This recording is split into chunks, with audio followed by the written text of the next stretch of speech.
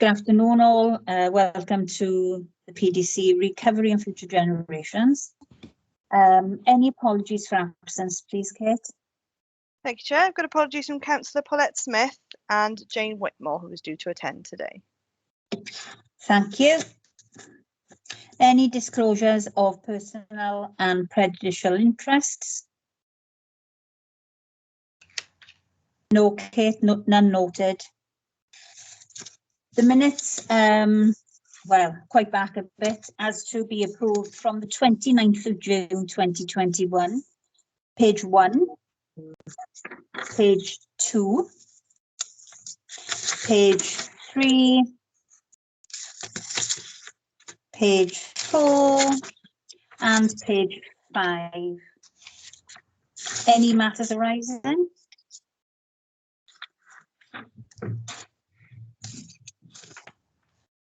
No, thank you. So we move on to item 4, which is co-production. Lisa, are you here to present this to us? Thank you. Thanks. I'm just going to try and see if this works. Share the. You've got the presentation, haven't you, in the Yes, thank you. Yes. pack. So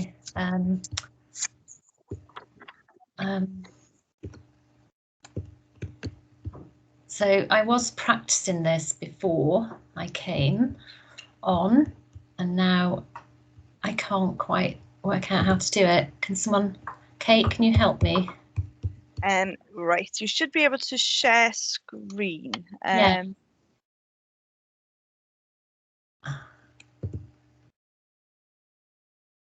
Have you got that option anywhere, Lisa? Well, yeah, that's what I've got share content, but I can't see share screen. Try share content, then that might be. But then the options that are coming up there aren't. Oh, there it is. Can you see that? Yes, thank you, Lisa. Yeah. Okay. Okay.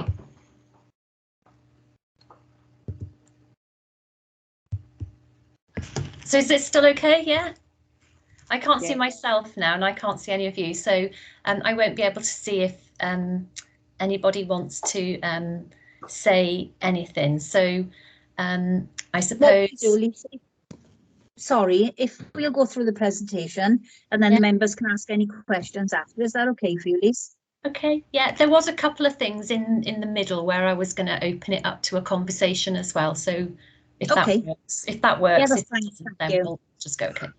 So thank you for inviting me along today. My name is Lisa Banks, and I'm a planning officer within adult social care.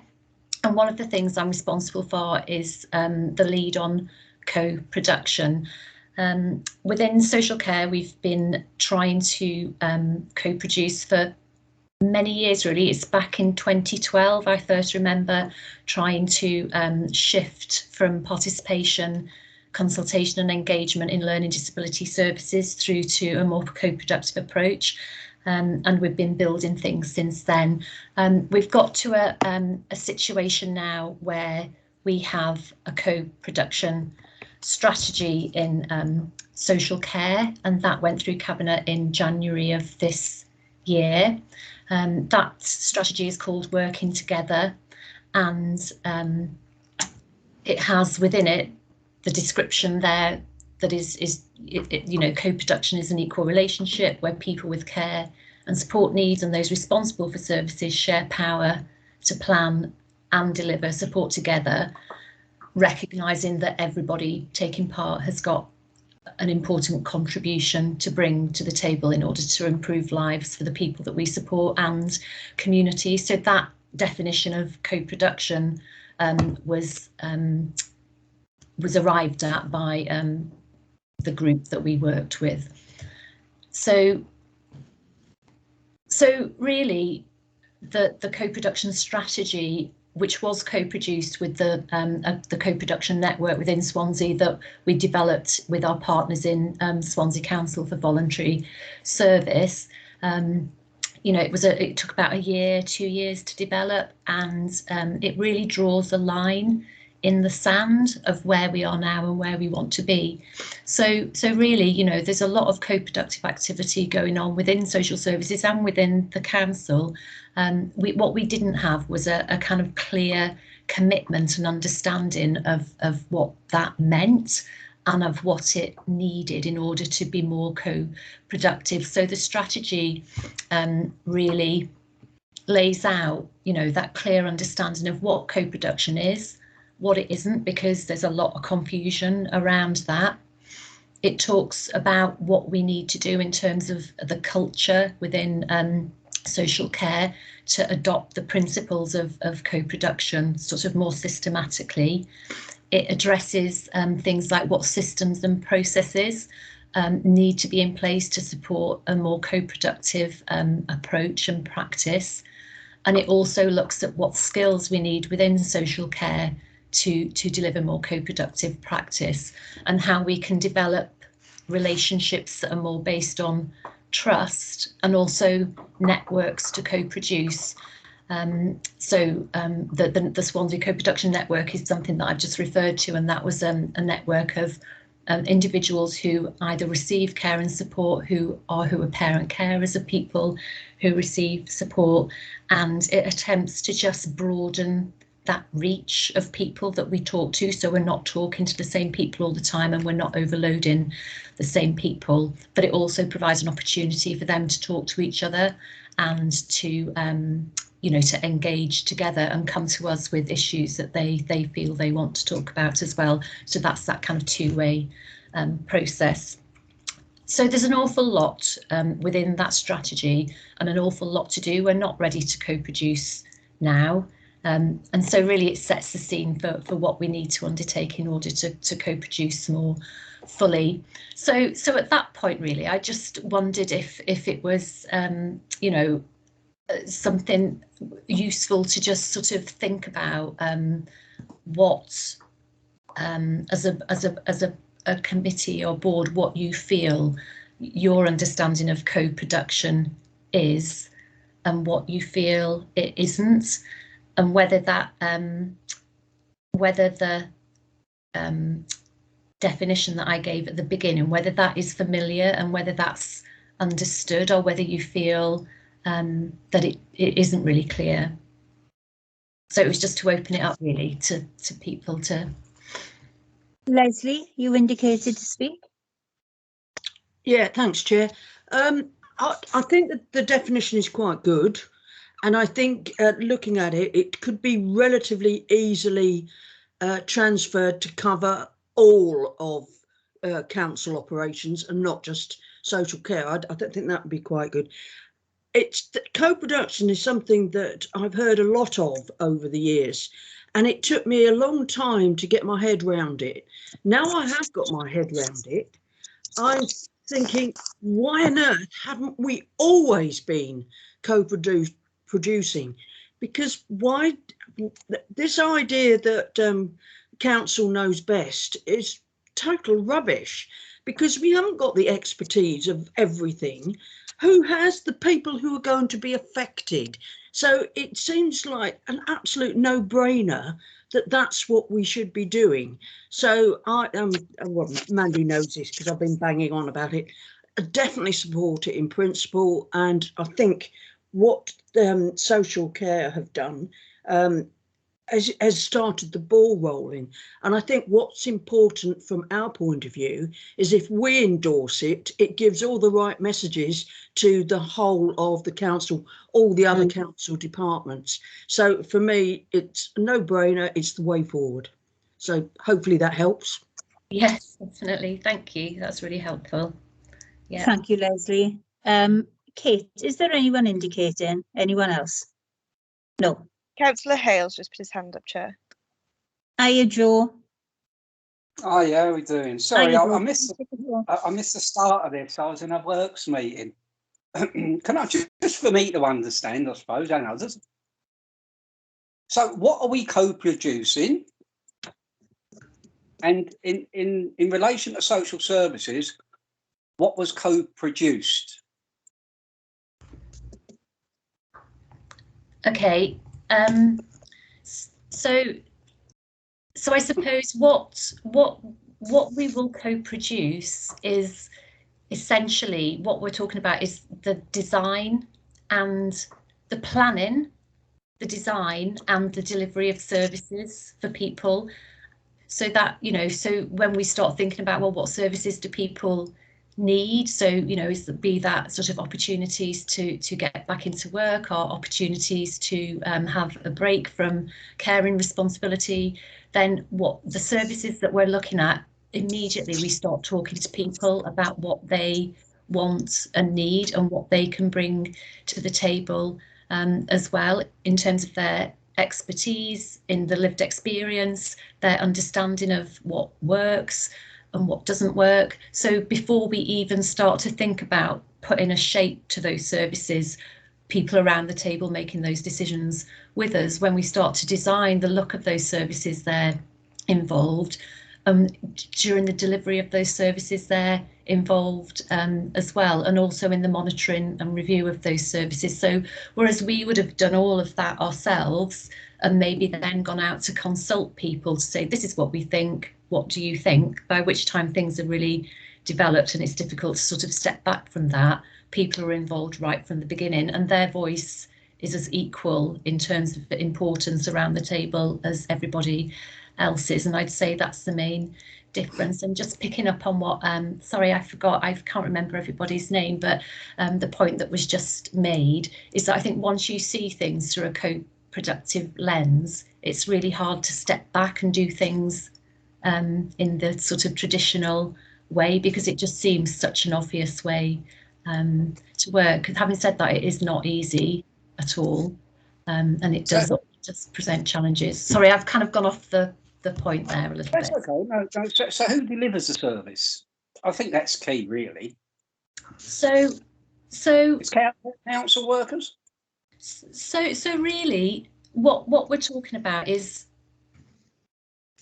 it's a cultured shift across everybody who works in social care, from admin people through to social workers, through to the staff in the services, through to policy makers, through to commissioners, that everybody just changes the way they work and changes the way they work with individuals who we're supporting. We do commission a couple of services to help us with our co-production work. So Social Services commissions Swansea Council for Voluntary Service, who help us establish the co-production network and help us bring people together and support people who we're co-producing with to be involved.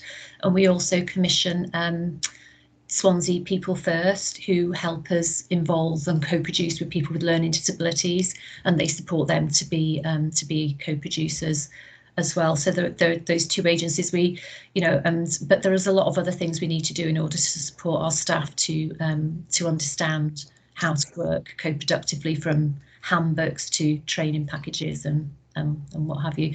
So I think, you know, the biggest thing is understanding what co-production is and what it isn't is the starting point, really.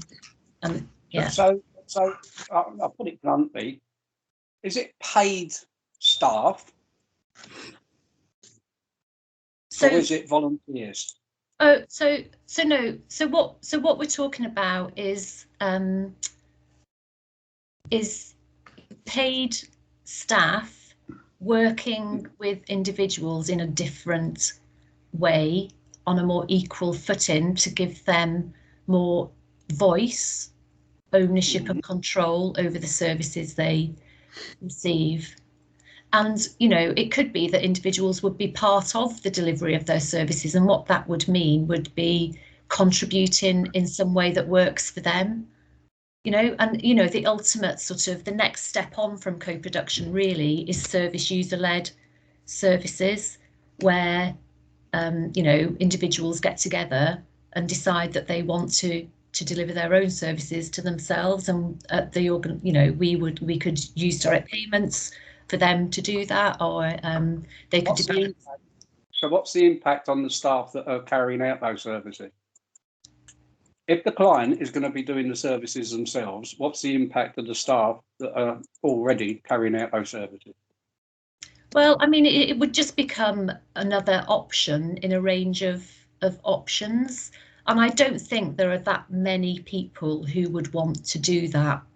So I don't think it would have a huge impact in terms of what's currently delivered. I think, you know, there's very few people that would go on to take that next step. I think the optimum situation for most people would be to co-produce and to be in it together rather than going off on their own. Because at the moment, I'm dealing with a number of cases in Port Tennant around social services where clearly we don't have domiciliary carers, Yeah. and we're struggling with registered nurses. Yeah. So is this, so what you're saying is, if I have those sort of problems in 2 years' time, you'd be sending someone round and saying, well, this is how you can all do it as a family. When I've got two specific families that are of an age and siblings who just can't cope. So how would you then co-produce that service? So, I mean, the problem, I mean, there's so many problems at the moment, isn't there? And one of them is, you know, there is a massive problem with domiciliary care at the moment and finding enough people who are willing to sort of be domiciliary care workers at the moment. And so, you know, part of that would be to work with individuals who haven't got access to support and to say, well, you know, how can we look at this in a different way? How can we deliver this service in a way that works better for you? And just sit down with those people and have that conversation, and wherever that conversation takes you, really. So one of the things that we're looking at is around micro enterprise and how we can support communities to set up, you know, individuals within communities to set up small enterprises that can meet the needs of people that they know that might even be on the same street as them, and to work with those individuals to design the care package that they can then commission directly from them through a direct. Sorry, but by enterprise, do you mean business? Yeah, just a small, yeah, either a kind of social enterprise or a small micro enterprise, which would be a private provider, you know, just a small sort of, but that's getting away from the co-production side. No, this is really very important because obviously there's people that are delivering those services now at the moment as we speak. Yeah. In tremendous circumstances, I think. Yeah. Really bad circumstances. Yeah. So what co-production will give those really good, keen staff that we've got left is maybe no job. Oh no, not at all. Because I think what I mean, there isn't enough staff delivering. You know, we haven't got enough capacity, have we? So all we're talking about is all of a sudden, though, we could have a business set up and everybody's really keen to get involved because there's a few quid in it. You know, I don't know. No, you know, that isn't really what I'm trying to sort of express. I think what I'm trying to express is that there are options on the table, but they need to be worked through with the people who receive support to make sure it works for them. I think what I'll do is send. There's a ministerial paper on co-production that was written a few years ago when this all started in England, and it highlights the pitfalls, because while everybody's all cheering along and saying what a great thing co-production is, it actually highlights that the only really cost-effective co-production is actually to get volunteers to do the paid work that's already being done. Yeah, I mean, I suppose I don't see co-production. Well, that's what, can I just say, that's what the paper actually indicates, and that's what's gone on in England. And I don't think it's really something that Swansea or Wales wants. But yeah. Joe? Someone else trying to talk, sorry, yeah. Sorry. We're going to arrange a workshop, Joe. So, you know, we need to really sit down, have a couple of hours together and work our way through this. But I welcome your contribution. Leslie, do you want to come in before I ask a few questions, or is it a legacy hand? So can I just be clear that there is more to go through as well? This isn't the end. That was just a sort of pause. So just for you to know that. Okay, thank you, Lisa. Leslie, is that a legacy hand, or would you like to come back in? I want to come back in, but I think Mike had his hand up as well. Mike White. Mike? Yes, thank you, Chair. Yes, just a question really in regards to the with the actual where we are with the building blocks. What information have we gleaned to date? And also, are there any examples, if possible, that could be shared as best practice to roll out across departments? Okay, so so there are examples of good practice. You know, there are lots in social care. You know, and I can share some of those with you. There are lots of examples across Wales through the co-production network for Wales. They've got a website with lots of examples on, and also nationally as well. What was your first question? First part of it was obviously, you know, we've got to start. We've got to have the building block to start. Okay, have we gleaned? What information have we gleaned in regards to this service? Okay, of sharing, and also, as we said, then are there examples of good practice that could be shared across other departments? Yeah. I mean, I suppose with what information have we gleaned? I mean, we've been working with individuals who receive care and support and parent carers for a number of years now, trying to work co-productively, and the strategy kind of encompasses all of that work really, and everything that is in that strategy was co-produced with the people that we were working with. So there's a huge amount of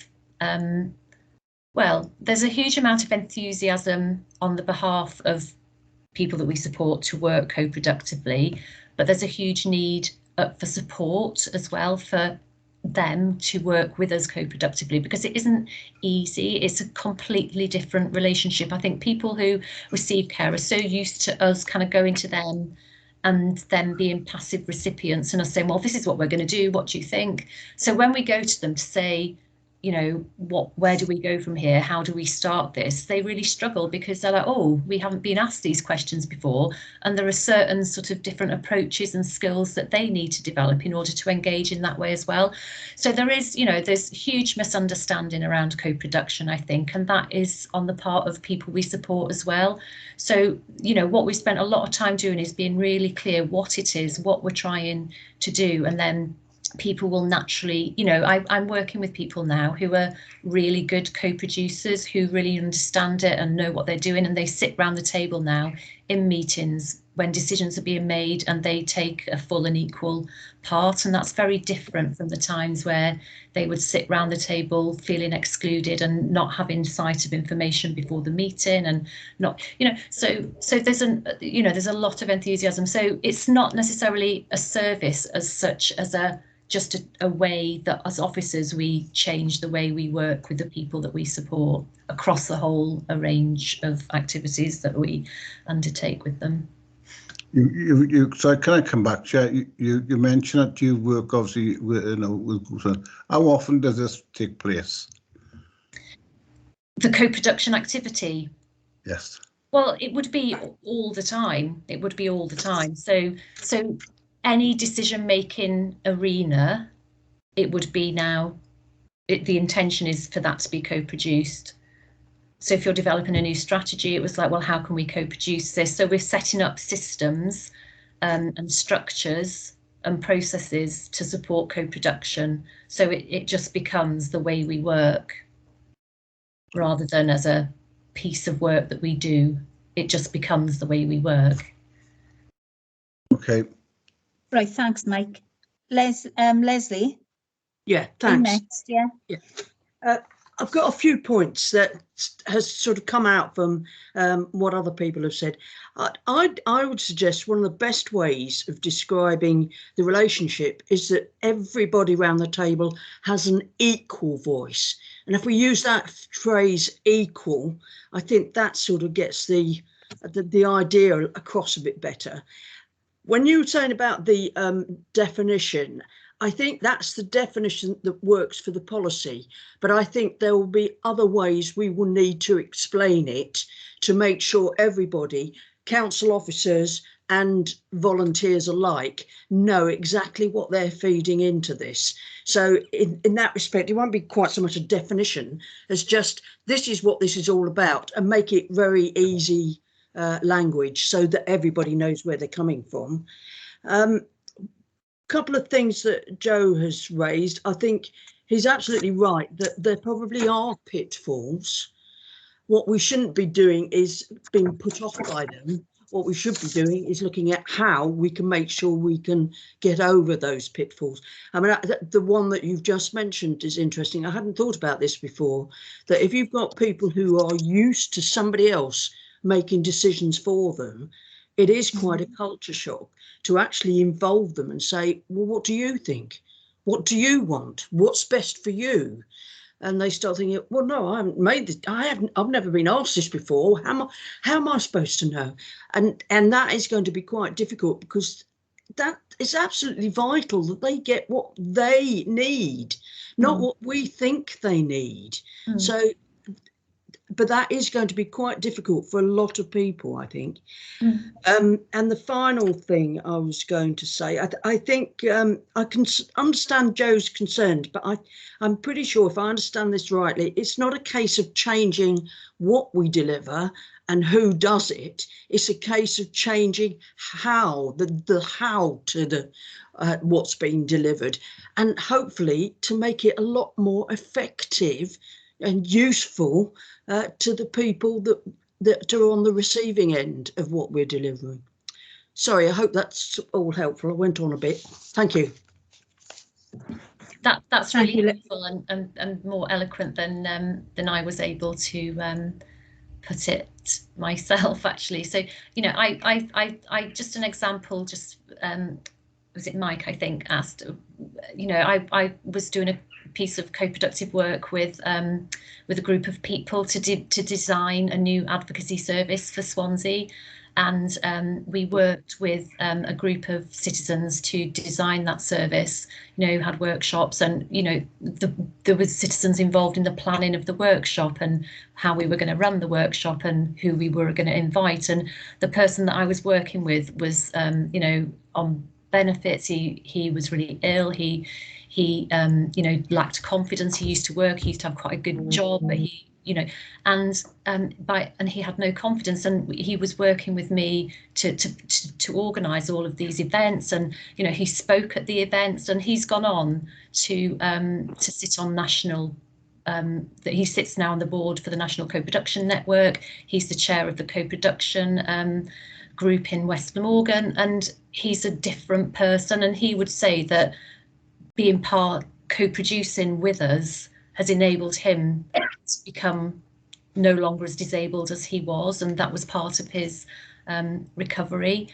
You know, rather than being a passive recipient of care, the process of being a co-producer has enabled him to come out of that situation that he was in, and has opened up new opportunities in his life, which is what we want to achieve in social services. So for him, the outcome came about as a consequence of being part of the co-production. So, you know, that's just one example of how I can describe it. So shall I just move on, or are there any more? Can I just ask you a couple of things, please, Lisa, just for clarification? So really, it's like you and I, or them and us, and that's what we're aiming for. So when you say now there's a forum or a committee where people sit around and have discussions, whereas the selection of people actually come from, and how were they selected? Because we all know, sitting on this forum, that carers are extremely vulnerable themselves. And, you know, your example of that gent now, well done, you know, to that individual. But a lot of people do this task day in, day out, and maybe they do only see somebody maybe 20 minutes a day. But it is about the concept of family, it's concept of that individual and the carer. So how was the selection made for this committee or this forum, and how did you select them, please? Yeah, So, I mean, one of the things that I was, is on a sort of slide later on is about what are some of the things you need to think about. And for us, the first thing that we wanted to do was to think about how do we reach people? How do we go beyond the usual suspects? And so in working with Swansea Council for Voluntary Service, we set up the Swansea Co-Production Network. So that is a network of people who receive social care and their carers, and we're trying to grow that network all the time, so it doesn't just become the same few people. So we're using all the third sector agencies in Swansea to reach out to the people that they support, to sort of bring them into that network. And what we will do, if there's a specific, there are standing groups that meet all the time, and so if there's a piece of work or a group that we know that we want to have co-producers around the table with us, we will put a thing out to the network to say, this is a piece of work going on, these are the sorts of things we're going to be talking about, who's interested in this work and what support do you need? And so they will come to us then to say, well, we're interested in this. So we don't hand choose them, but that's as good as the network is, really. And what I would say is we still do depend on the same people quite a lot, and so we need to put more effort into developing that network and reaching the more harder to reach people, if that makes sense. Yeah, thank you, and probably it will come out later in the presentation.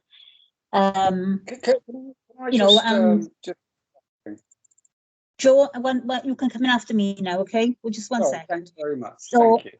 That's all right, Joe, thanks. So obviously, the third sector work really well.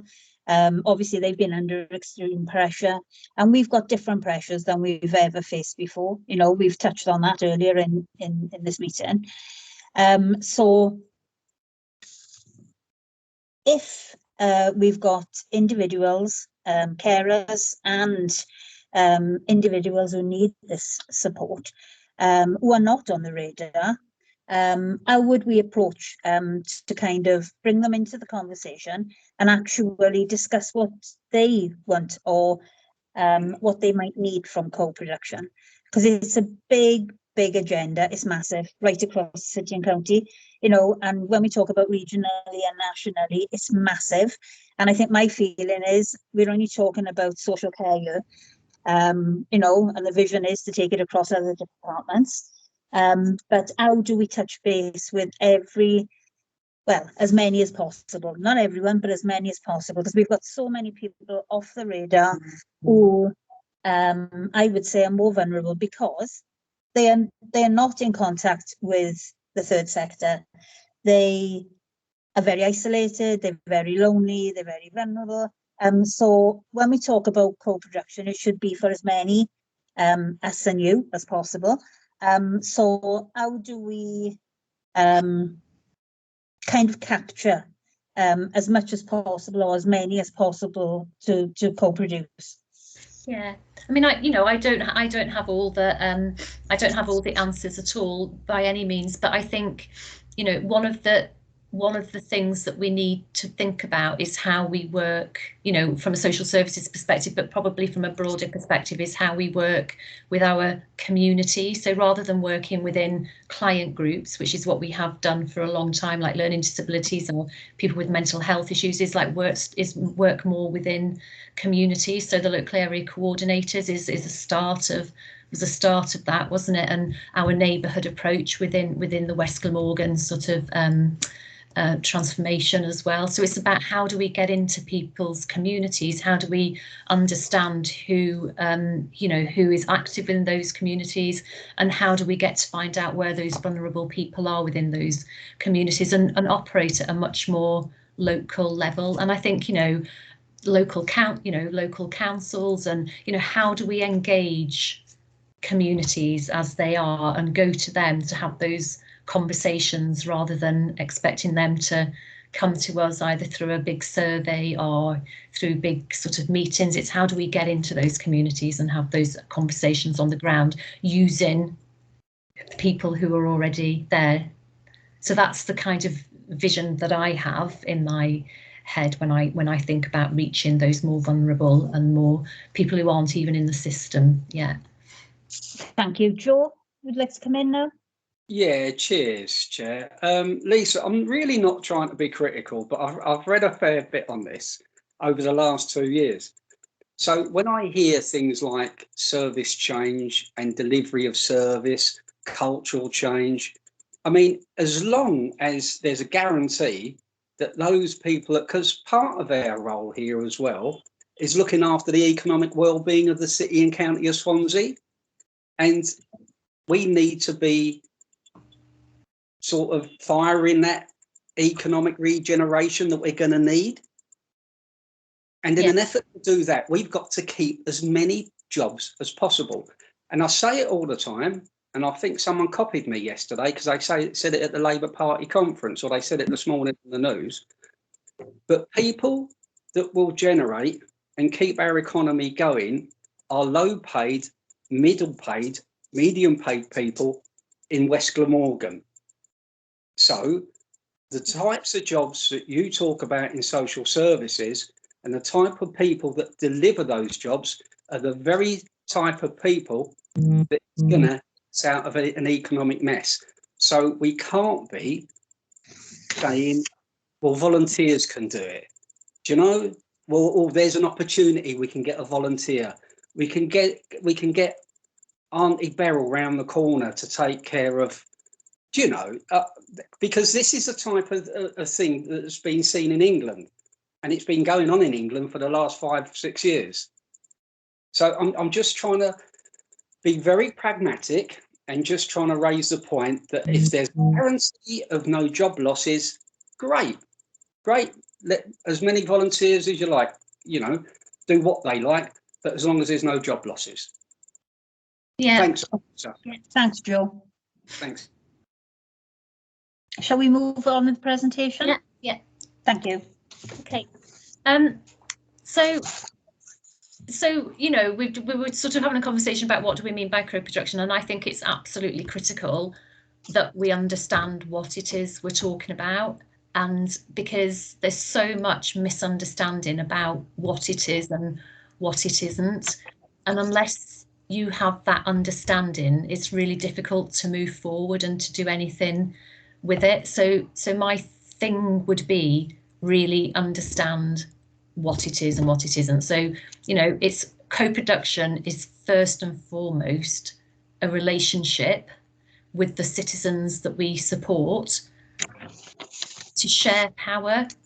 So it's that sharing power is really important, and bringing them into the decision-making process around everything that we do, really. So planning and delivering and supporting together, and just recognizing that you know I sit around the table with carers who are also solicitors, who are you know, they've got something to bring to the table. They've got, you know, as well as their lived experience, they've got other skills that they bring to the table that are really, you know, hugely valuable, that they want to give.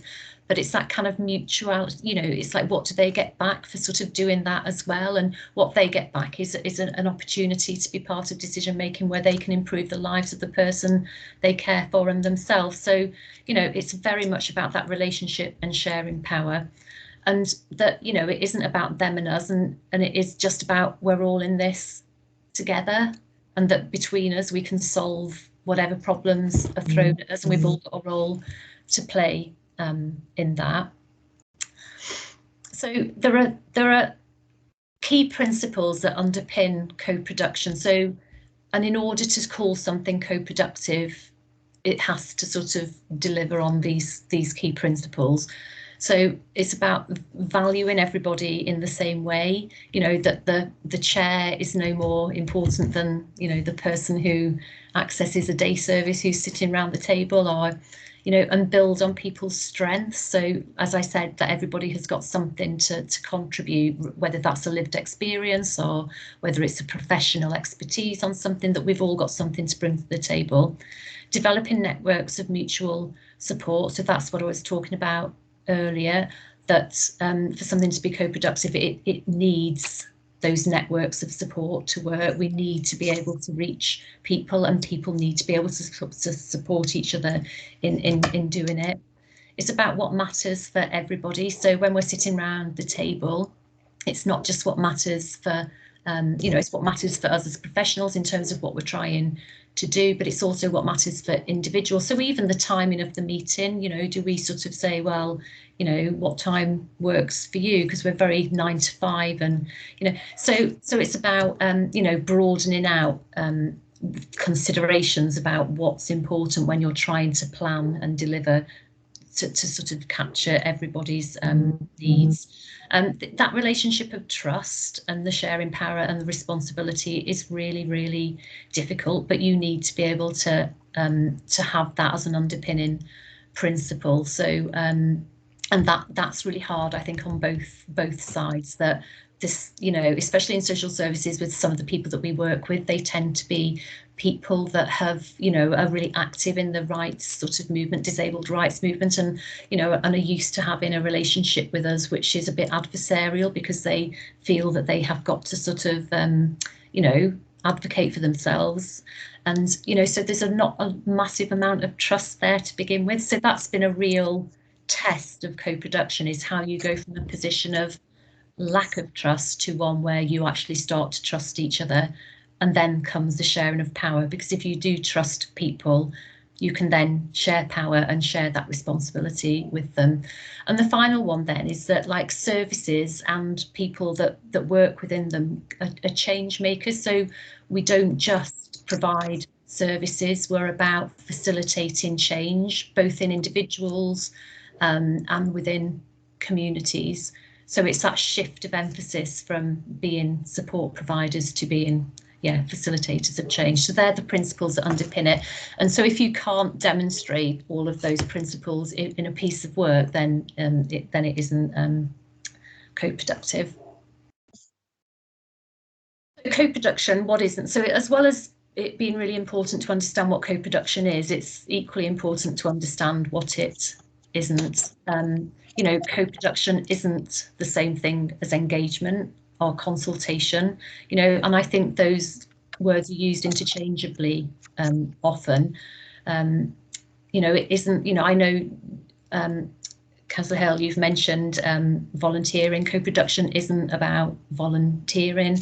It's co-production is simply about doing with the people that need care and support in the instance of social services, and seeing them as equals around the table in the decisions that are being made. But having said that, you do need that foundation of really good consultation and engagement to build on. And if you haven't got that, then the starting point is really, really difficult, because you need structures on which to build co-productive practice. If you've got good engagement structures, then your starting point is much easier. If you haven't got them, then it's much harder.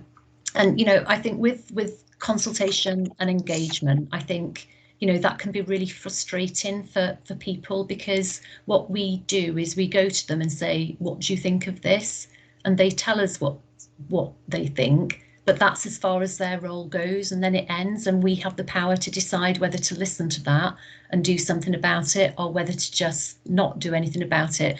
Whereas with co-production, people see the whole thing through. They're sitting around the table making the decisions about, is that something that we're going to do something with? Do you see the difference? So they're not the same thing. They're very different. And this next slide kind of demonstrates that a little bit. So, within public services, we do a number of things. We kind of do to people. There's an element of coercion in sort of trying to sort of get people to act in certain ways, because either we know it's good for them, or I don't know. So the recycling is an example of that. It's just like we need people to recycle, so we're gonna implement this new strategy that sort of, and then the next rung up from that is doing FAR, where we provide information so people are informed. We consult with them so people have got an opportunity to have a say. And then we kind of have participation and engagement, where we sit down with people and they help us work out what it is we're thinking, so we bring them in a little bit sooner than we do with engagement. But again, the power there still rests very much with us, and the citizens are very much being asked their opinion, and then we go away and decide what to do with it. Whereas co-production is doing with, so they're, as I've just said, they're involved in the whole process, both in terms of designing services, delivering services, evaluating them, and commissioning them. And obviously the next stage on from that would be people then turning around to us and saying, right, we don't need you anymore, we want to do this ourselves, we're going to commission our own service to do whatever. So, but as I say, not many people, I don't think, would choose that option. Most people would want to stick with the co-produced option.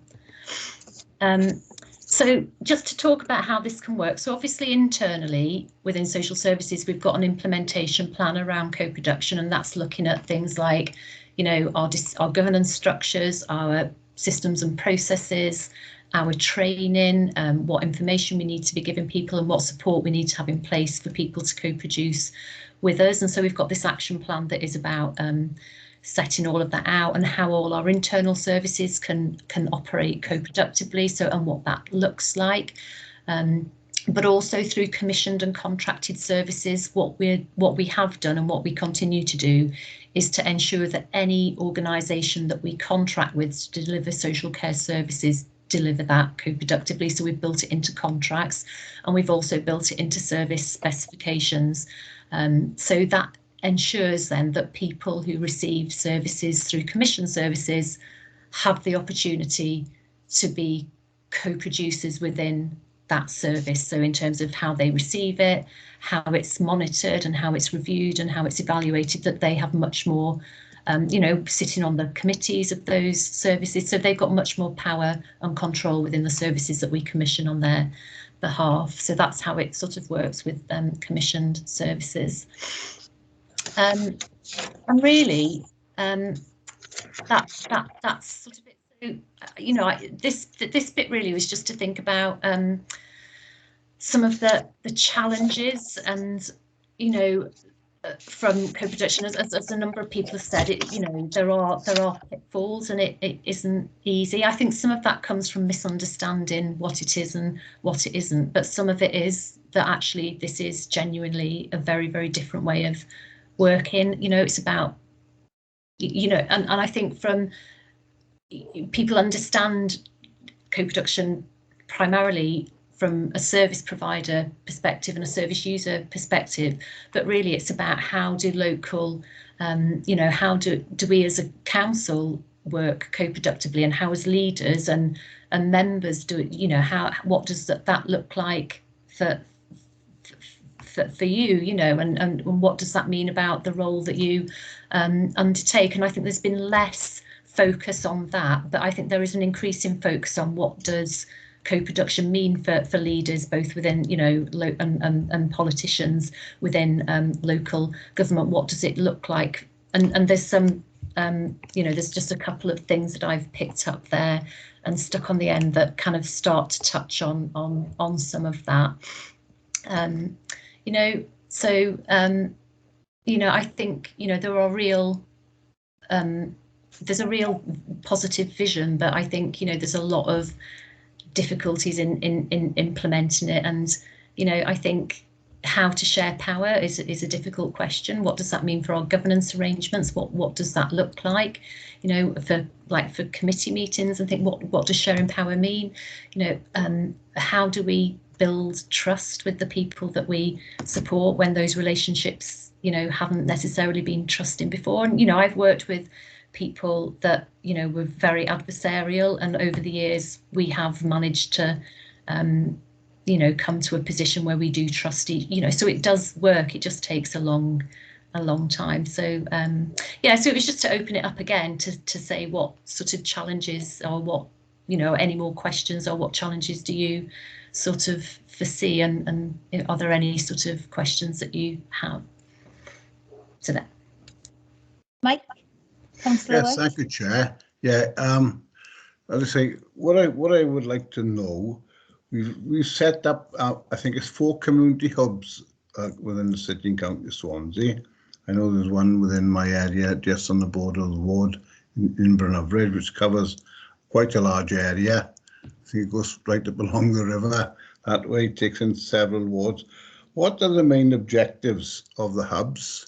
I've seen that obviously they're based in the communities, and you know we've got outreach workers. I understand. Are they linking up with our local area coordinators? Are there intentions that they can meet with the local members so they can sort of flag up any possible areas or people that they would like to have involvement with or give support? Could you just, if possible, if you could just, what are the intentions of the community hubs?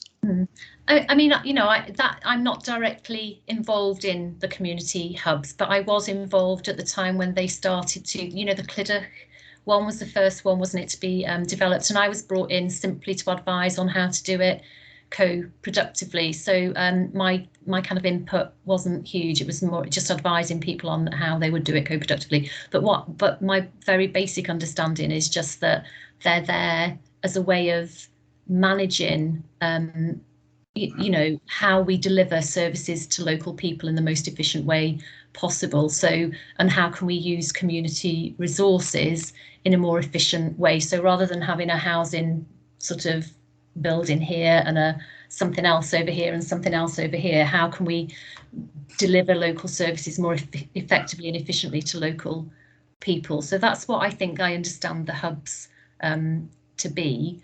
And I suppose, you know, from a social services perspective, I think that the move is to work more closely with communities to sort of understand, you know, what the needs of local people are, and rather than looking at it from a service user kind of eye, so where are the people with a learning disability in this community, or where are the people with mental health problems and how do we support them?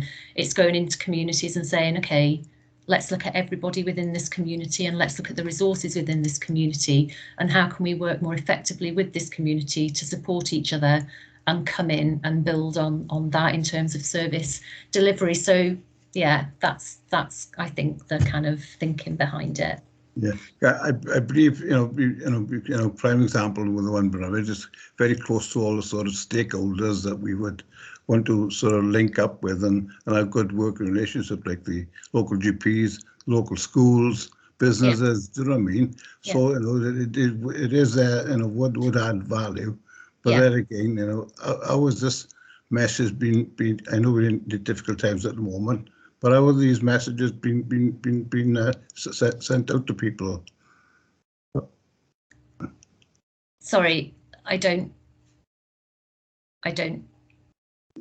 What I'm getting at is this facility is there. It's a council facility set up in the community to support people with different needs associated with the local authority, or perhaps you could signpost them to somebody else. You mentioned Swansea Council Voluntary Services or different groups like that. How has this message been given to those people living in those communities about this actual facility being available? Yeah, my answer is I don't know, because I wasn't involved in it apart from just that element that I talked about. But I know that when those hubs were set up, there was a lot of involvement with local members and reaching out to local sort of people who are active in that community to spread the message. But I don't know, and workshops were held and what have you with local people. But I don't know what has happened since in terms of keeping those communication channels open. I don't know what has happened since, sorry, because I'm just not involved in that. Okay, thank you.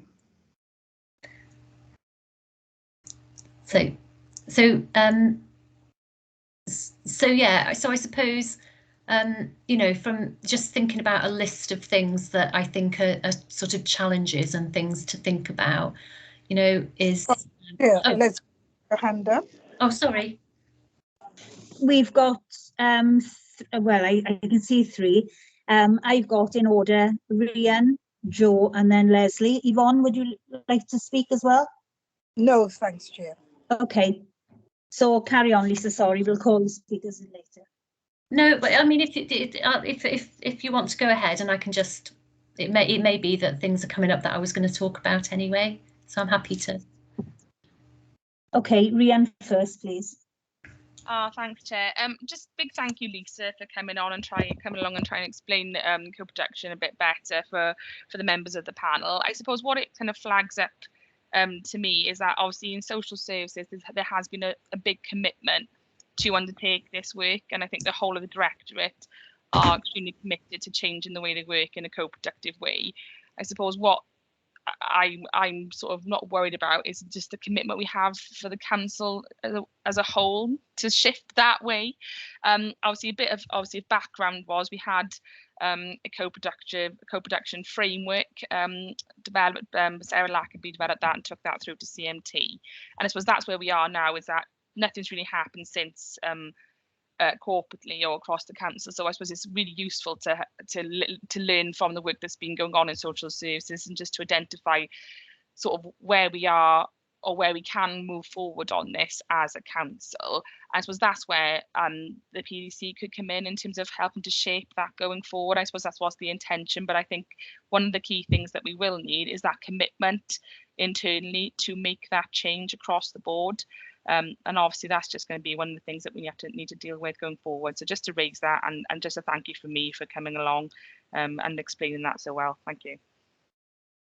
Thanks, Rhian. Thank you, Rhian. Joe? Yeah, hi. Hi again, Lisa. Hi. And of course, Rhian, it would be really useful if we knew what the outcome would be before we sort of ventured into this. So it can be fully supported, can't it, by councillors and by the council, but we need to know what the genuine outcome is going to be. So, and just on part of that outcome, Lisa, cost, that there must be some sort of cost to begin with, I would have thought, and at the same time, there's also going to be training required. So how do you tend to, or how do you envisage that training taking place? Yeah, so I mean, in relation to cost, how do you sorry, Lisa. Oh, sorry, I didn't finish. Sorry, I can't see people, so it's really hard to know. I know, and how do you choose those individuals that come forward? So what I'm asking really is what checks and balances are put in place that you're getting the right people to come forward. Yeah. Okay. So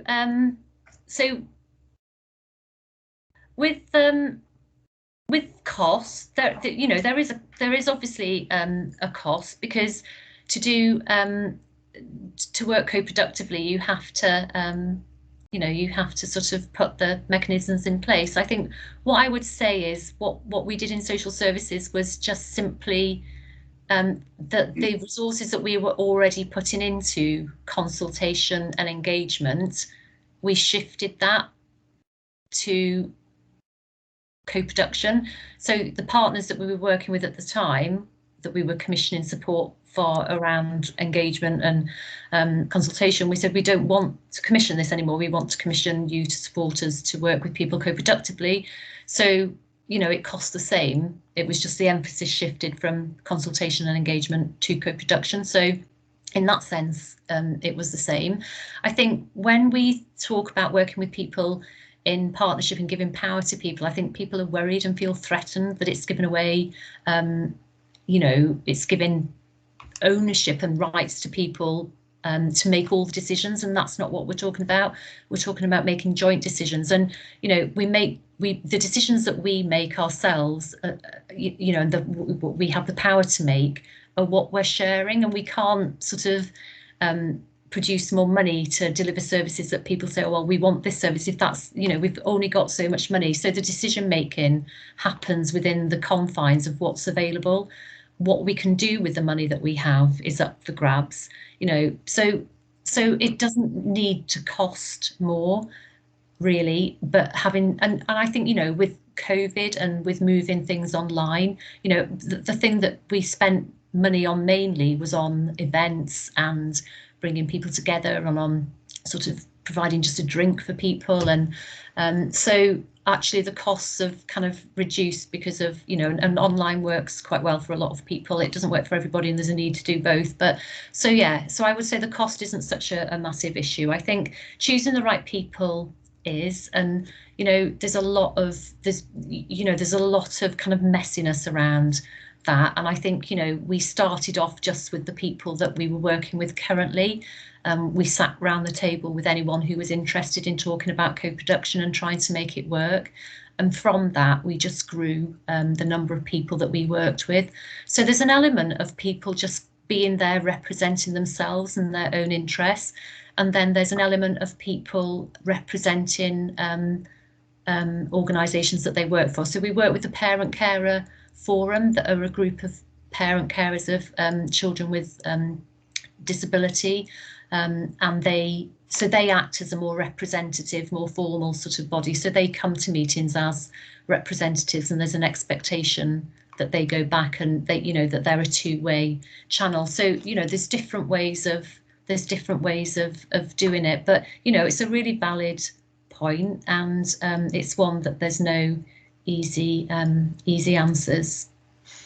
Do you think, Lisa, sorry, Chair, just a supplementary, do you think, Lisa, that co-production leads to a greater cost effectiveness in delivering social services?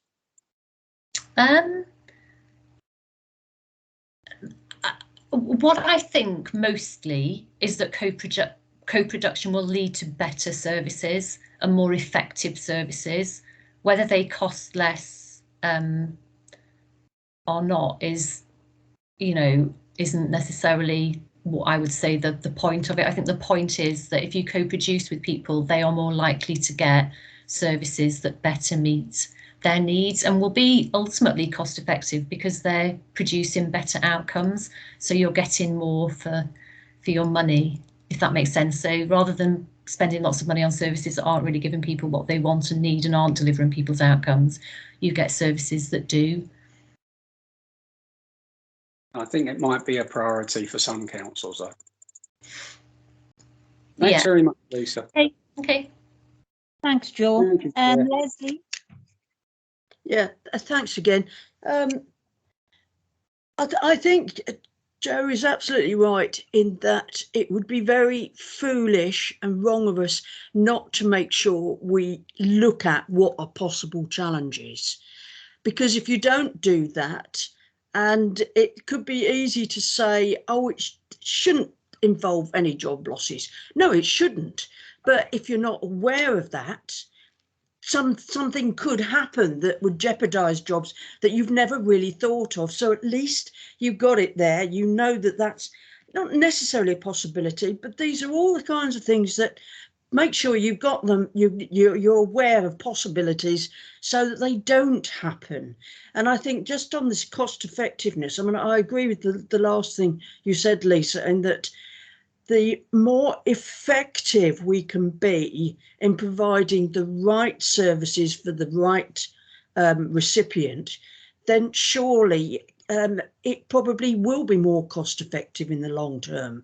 And maybe that money can, in fact, ironically, be put into providing more jobs and, you know, a good positive knock-on effect.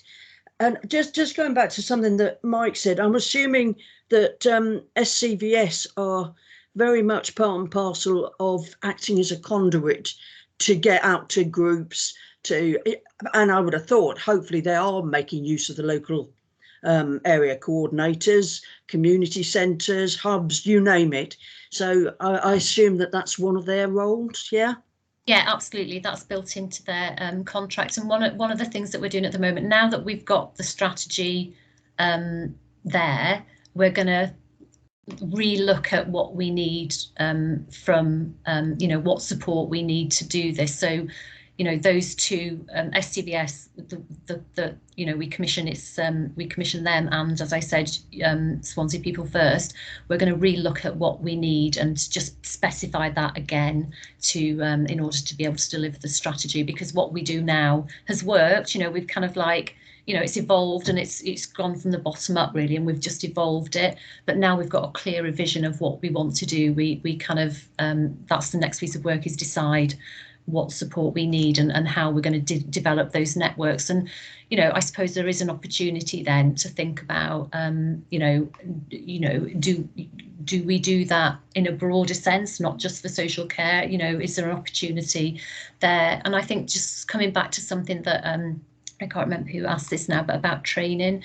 So there is a massive training agenda, because I think co-production is so different to how we've worked in the past, and it's difficult to understand that there's a huge training issue, because if we want people to work in that way, then they need to understand it, and in order to understand it we need to train them on what it is. And so one of the things that we've worked on in social services is an online introduction to co-production that hopefully will be a mandatory course. That's finished almost, and that's ready to once that's completed, that will be ready to roll out, so everybody in social services will have that training. And then we've got a second stage training that we've designed but we haven't got around to delivering yet, which is about how to do it. So once you've understood it, what does that mean for the role that you do? So that will be very specific training going into specific teams to say, well, how do you operate now, and what would that look like if you were doing it co-productively?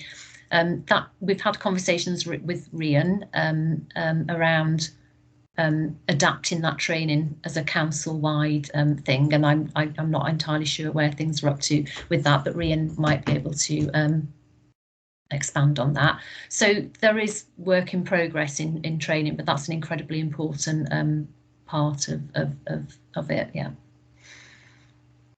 So that's it. Thank you, Lisa. No more contributions. Nobody else is indicating to speak. Rian, would you like to just finish this agenda item off?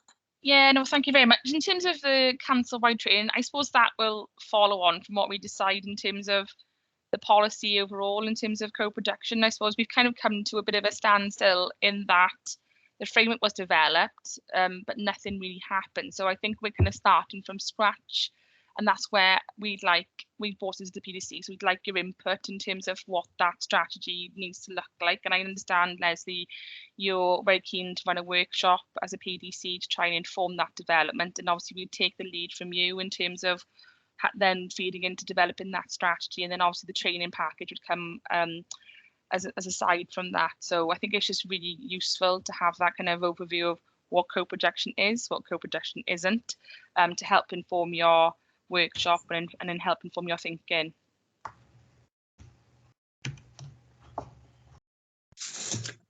Thank you, Rian.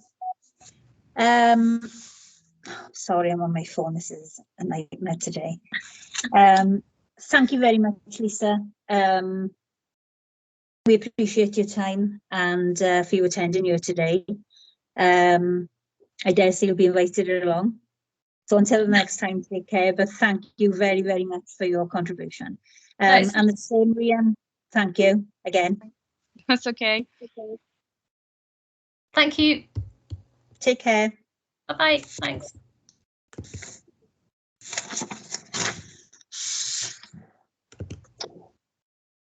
And we'll go on now to item 5, which is consultation and the engagement strategy. Yeah, so obviously this kind of links to the last item. They both live together, but the consultation engagement strategy I'm bringing back to you. It did come to the PDC about 2 years ago, pre-COVID. So I'm just bringing it back now because obviously as a result of the pandemic, it gave us an opportunity just to relook at it to ensure that we kind of built in the learning that we found through the pandemic. Obviously, there's a lot of shifts to online engagement and different methods of engagement. So it just gave me an opportunity to relook at the strategy and just make some amends. So the strategy itself, we've had one in place as a council since 2005.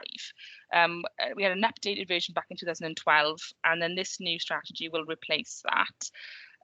It looks at how, as a council, we can effectively consult and engage the people that we serve. So it looks at, provides us with a framework to make sure that our citizens are listened to and they can impact on the decisions that affect them. It can provide some guidance to staff and direction on when we should consult and engage stakeholders, the level of consultation and engagement required depending on what we're looking at. The key principles to consider when undertaking consultation and engagement, just to make it very consistent and make sure people are consulting and engaging in the right way, and then how we actually use the results of consultation and engagement. So the strategy itself, you've been sent it, and I'm just asking for some final comments from yourselves before we go out to any formal. We're going to go out to formal consultation on the strategy. So it's just a chance for you as a PDC just to input any final thoughts on the strategy prior to formal consultation. Just any views, really. Just if you can Joe have any first, views. please. Joe? Yeah, cheers, Rhian. Yeah. It's not really around the strategy. I remember doing a piece of work years ago, old in the tooth now, but it was around Swansea Voices. Do we That's still right. use? Yeah, and it turned up that was it a communications company in Cardiff who were Swansea Voices? My gosh, right. This takes me back a bit. Right, so Swansea Voices was, it used to be our citizens panel. So a citizens panel, for those you don't know, is actually like a representative group of people who we sort of collect together, and we used to survey on a regular basis. So a research company were appointed to undertake that on our behalf. We had one based in Cardiff. I think they were called BMI Research, and then we've also had one based in Swansea called ORS. So it's a survey tool, and they obviously survey a group of people, and the group of people that they survey mirror the Swansea profile. That stopped, oh my gosh, back in, I want to say 2015. I think we stopped doing Swansea Voices, and it was replaced by what we called a reputation tracker. But we were never allowed to know who they were, Rhian, were we? No, it was So all anonymous.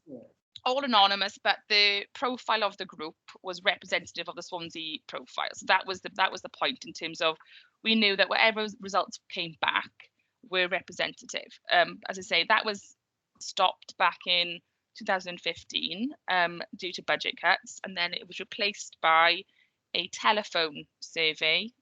Again, the kind of profile of that survey was we tried to get as close to the Swansea profile as possible. That ran for about 3 years, and then it was cut completely. So at the moment, we don't have those mechanisms in place. Can I just ask you, what if engagement and consultation by law is meant to be genuine and transparent? And I know we're not asking, some of these people that have been picked, that were picked in Swansea Voices, and then these guys on the telephone. Yeah. Why wouldn't we be transparent and let people know who they were? Because we can never judge. We could never judge, could we, Rhian? In terms of by name. Well, we could never judge the validity of what was coming back through public consultation, could we? Right. So there's a couple of things, right? So the survey for the panel was more kind of like a satisfaction survey type. So we've never asked. So for example, if we were closing a school, or if we were making serious kind of decisions, we would never use the panel or something like that. It was more kind of like a representative satisfaction survey to gauge satisfaction levels within services. They were kind of generic questions which allowed us as a council to track public opinion over time. In terms of consultation and engagement on really wide issues, the panel was never used for that. It was only ever used for kind of standard questions that we needed to have responses on over a period of time. So for example, we asked about satisfaction about leisure centres, we asked about satisfaction of roads, just a kind of wide sweep of questions, so that services could have a gauge really of what people thought of them. There's obviously other engagement that happens, or that did happen outside of that. So obviously any big decisions that we're making, we would never use the panel for that kind of information. And as I say, we don't have that in place anymore anyway. No, which is good, because I've never understood the secrecy. Because when we go to these people, we can at least say to them, would you like to be public? Would you like your name to go forward? And if they do, they do.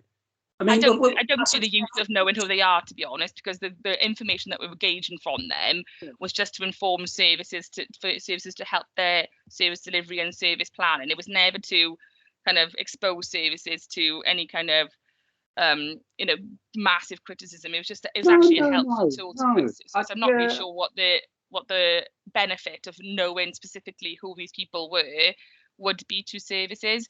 What we did do in the telephone survey is when we had like an option, if you would like to be involved in further engagement on this specific issue, please provide your details, and we did that then. And obviously then services who were receiving weaker satisfaction levels did then have the opportunity to go back and do further engagement if they needed to. No, Rhian, not for 1 minute. I'm not saying anything about that. I'm just saying that there was an awful lot of people that didn't believe that these people actually existed.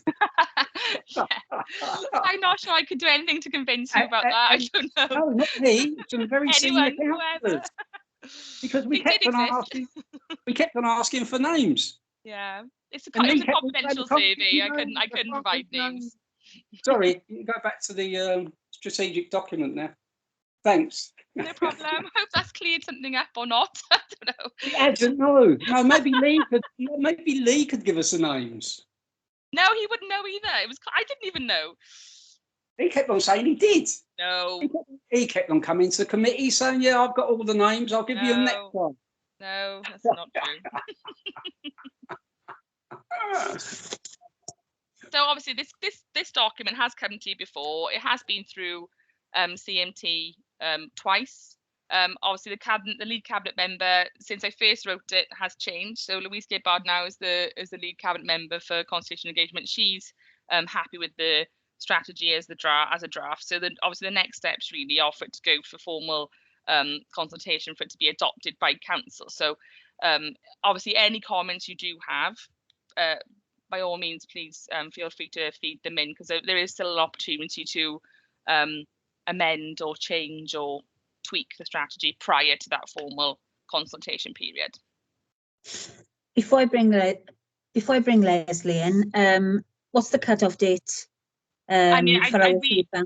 Yeah, I'd really like it to go out to formal consultation by the sort of middle of October. So you've got a couple of weeks really. So by all means, feel free to take the document away and have a good look and feedback to me directly. And then obviously I'd like to get it out before the budget consultation period, or anywhere near the budget consultation period really. So beginning of November, but absolutely the consultation needs to have started really. Okay, thank you. Leslie?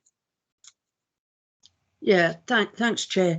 I've been away for a good few days now, so I've only just had a chance today to have a look at this. So I certainly want to look at it more carefully.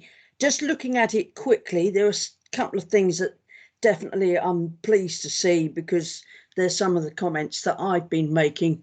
Things like, can we be far more careful about the language we use, make things as simple as possible, make it really easy for people who, when they get stuck on a question, to think, no, I don't know this one. So make sure we give them a don't know box every time.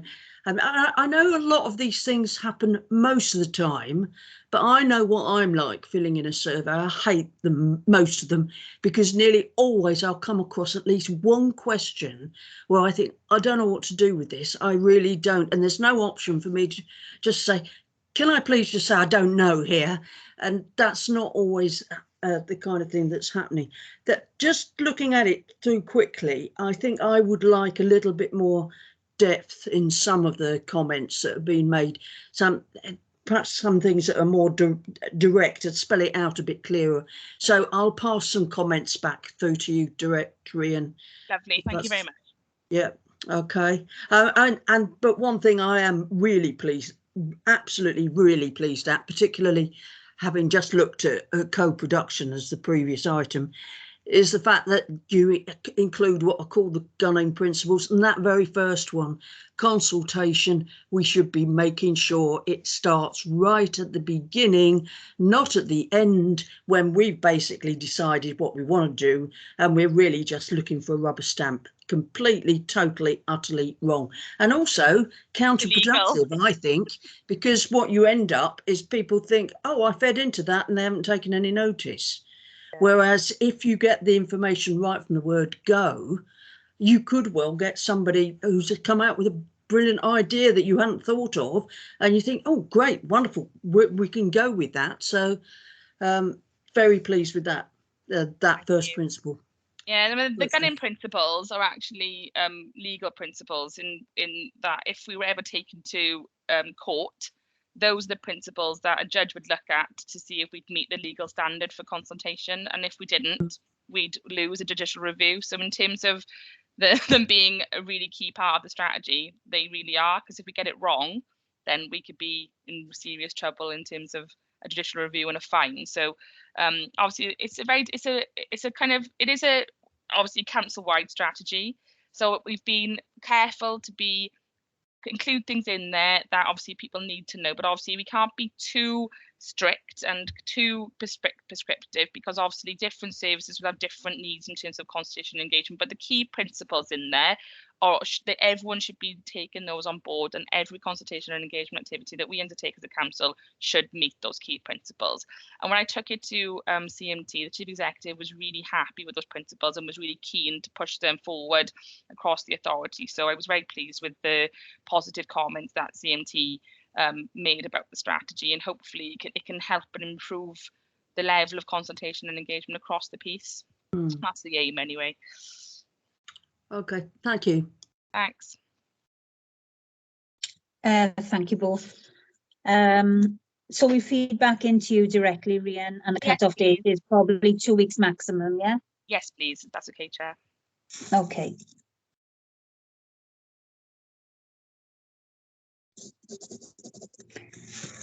Any more questions for Rhian, please? We said it all, Rhian, or does Adrian want to come in? I think you said it all. Adrian? Yeah, said it all. Lovely. Thank you, everybody. Rhian. Thank you very much. Thanks. And if you can keep me up to date on the progress of that workshop and how you'd like us to develop that co-production strategy going forward, I'd appreciate it. Thank you very much. Okay. Thanks. Thank you very much. Thank you, Adrian, Rhian. We'll see you soon. Thanks. Take care, both.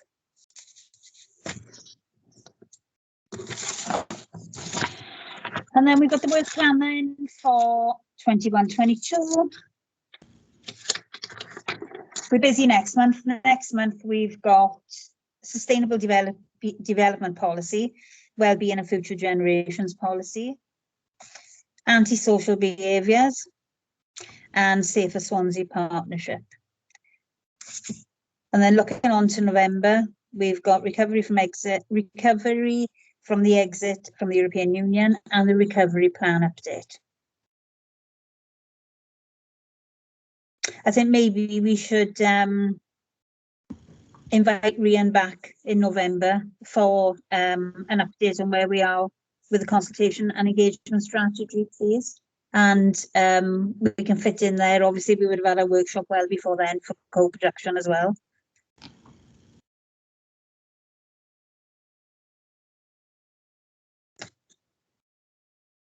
Joe? Hiya, Joe. Yeah, hi, Mandy. Just to say very quickly, actually, so I've spoken to Paul Thomas, so he's prepared to come to the next meeting in the end of October to talk about Safer Swansea Partnership, to talk about the high street, antisocial behaviour and other sort of key community safety issues. So I'd imagine that'd be quite sort of an in-depth workshop with lots of questions there. And then also the other thing on the to consider is Adam has suggested having a workshop on organisational culture. However, because there's going to be a senior management review, what he suggested is rather than look at culture at this point in time, is we have a workshop to look at the workforce. So Adrian Chard and his colleagues have developed a draft workshop workforce strategy. So it's quite broad, and he's only just written it, and it's draft. So it would be really a good opportunity for the PDC, I think, to look at that workforce strategy at an early date or as soon as they can, and then to look at the culture side or the organisational culture. So probably the beginning of the new year, if that's okay. So I don't know if you want to handle that as a workshop or whether you want that as an item on the PDC formal committee meeting, just to possibly a workshop, because I think there'll be a lot of contribution from this committee, Joe, you know, with regards to you know, where we are with our colleagues currently. So a workshop, if everybody's in agreement, we'll have a workshop, and then we'll add it to the agenda, as you say, early in the year. So we've got a feel of exactly where we're going. Okay. Is the strategy ready, Joe? The workforce strategy is ready, yes. Yeah, the workforce strategy. Yeah, so I mean, if that helps, as soon as we have a date for the workshop, I can circulate it to the members of the PDC, because I've seen it and it's quite lengthy and there's lots of detail in it. So Marlin will be organising that, I think, on Adam's behalf. So I did speak to her and she said she wanted to do it in October. Right, so I work with Kate and Joe. We'll set up 2 workshops, one for the co-production and the other one to look at this workforce strategy. October then. And then we'll just distribute the dates, and the next PDC is on the 26th of October.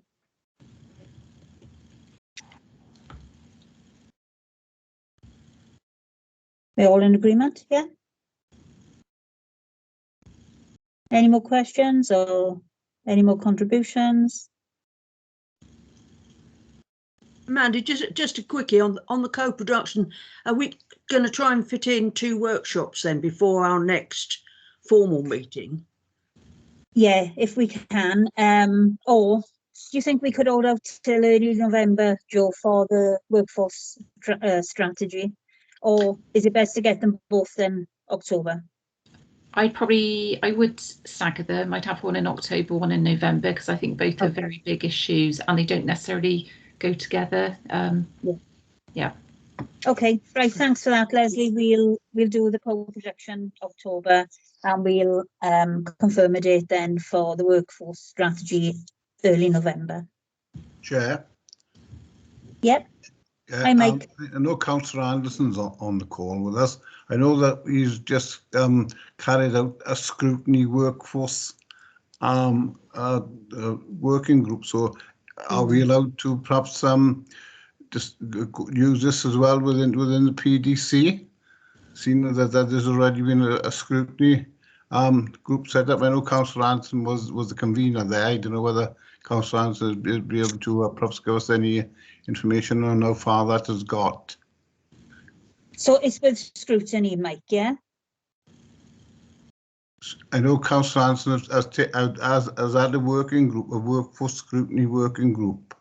I know Councillor Anderson's on the call. It's just that not that we are sort of crossing over.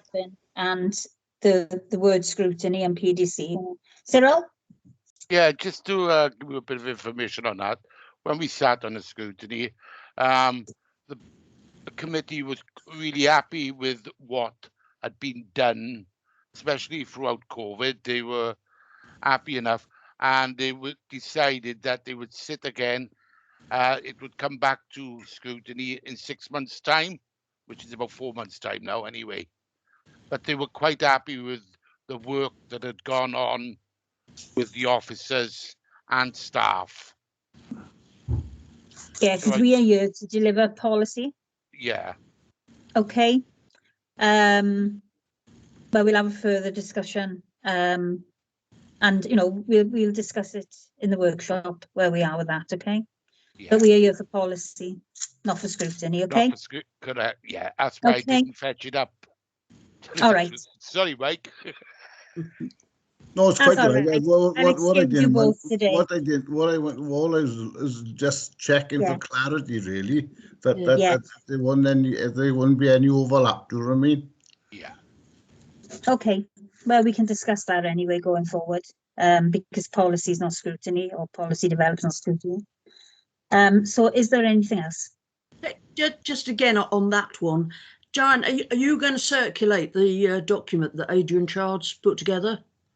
Yeah, I can double check with Adrian that it's okay to do that. Obviously, we'd need to do it plenty of time before the workshop. Yeah. But obviously, if the workshop's not until November. But yes, I personally don't see any reason why we can't circulate it. But I'll just double check with him that that's okay. Okay, Yeah. that's brilliant. Thanks.